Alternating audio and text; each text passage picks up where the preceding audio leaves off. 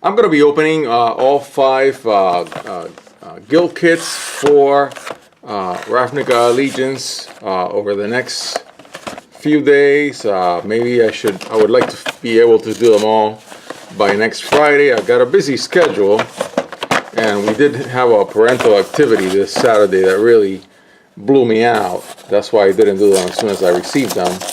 But tonight, I really want to do this one. I really want to do Taysa Karlov. Taysa Orzhov Scion.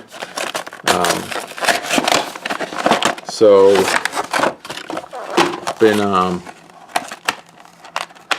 been playing the new Taysa, not this one, the one from Ravnica Allegiance, and it's just very interesting. It's the kind of deck that I really like. Okay, so here is the main card. Now let me get rid of product stuff that comes with it. So as I always mention, I really like these additional add-ons that come with these guild kits. I think they're very creative. I'm putting them up there just so you can see it. And here's the deck list. If you want to stop the video and look at it. Okay, so there you have it. Then it comes with a little sticker. I know when I opened the ones for Ravnica, Guild of Ravnica, the Boros one had 2 stickers, but every other one just had 1. This has a little pin, then a D20 for the guild, and then a little deck box. Very nice deck box, which I will use. Okay, so here are the rest of the cards. I've already been building a Taysa deck online because I'm a huge fan of the Blood Artist Zulaport Cutthroat type of deck. And so for some reason I convinced myself that she was a 4-drop, but she's a 3-drop. Yeah. Alright, so let's just go through all the cards in this deck. Okay, so Orzhov Pontiff. It's got Haunt. Yeah, this is the card that I was talking about, Taysa Karlov. This is the card that I've been building a deck for. I was like, wait a minute, it's not a 3-drop, it's a 4-drop. Yeah, so this Taysa is the one from the original Ravnica, from Ravnica 1. That's what was confusing me. So this is the one that I have been building a deck with. Maybe I'll add this one to it now that I see it. But anyways, it's this type of deck is built around a very fun theme. So I'll just keep going through the cards and then I'll talk about that theme later. Ghost Council. I think again this is the one from Ravnica 1. Great card, Pontiff of Blight from Gatecrash. Skeletal Vampire. Treachery Thrall, a card that I was never really too fond of when it was in Standard. Deathbacked Angel, great reprint. And Angel of Despair, another great reprint.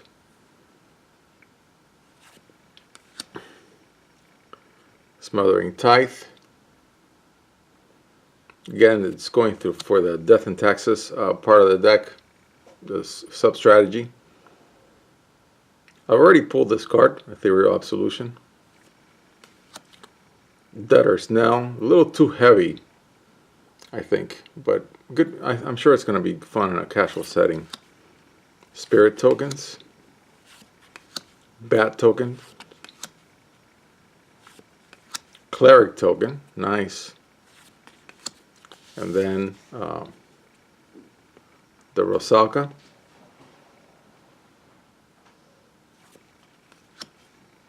Another Rusalka.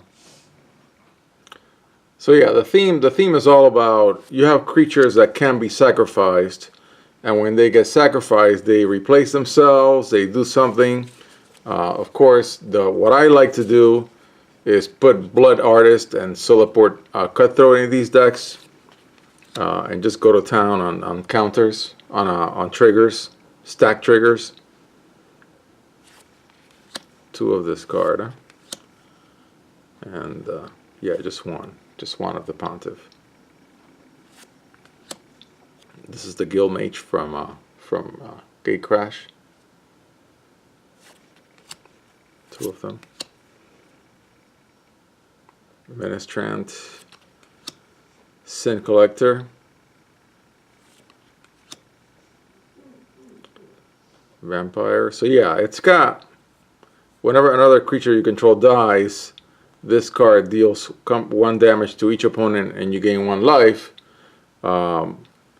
This is a lot like Zulaport Cutthroat, but Zulaport Cutthroat is a 2-drop, and that's a very big deal for the type of deck that I like to build with this theme. And so I think a lot of these cards are a little bit on the heavier side. Of course, this cycle is fantastic. The 2/2 cycle. I want to have them all. I already have them all because I got them out of the theme boosters. 1 of each. Haunt, which I was not really a huge fan of. Then some Guild Gates. I'm sorry, these are not Guild Gates. These are the Ravnica 1 flip lands. You have to bring back another land, but then they give you 2 mana, 1 of each color for the guild. Then your Guild Gates, and then these beautiful plains and swamps. Okay.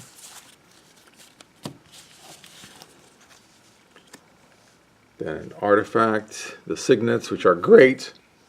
And since they go into commander decks, I only really need 1. I have some of them from Ravnica 1, but now with this cycle, I have them all because I was missing a few.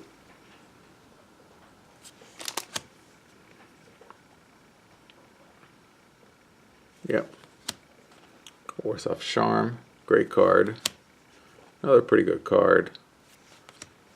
Fantastic card, of course. Great reprint.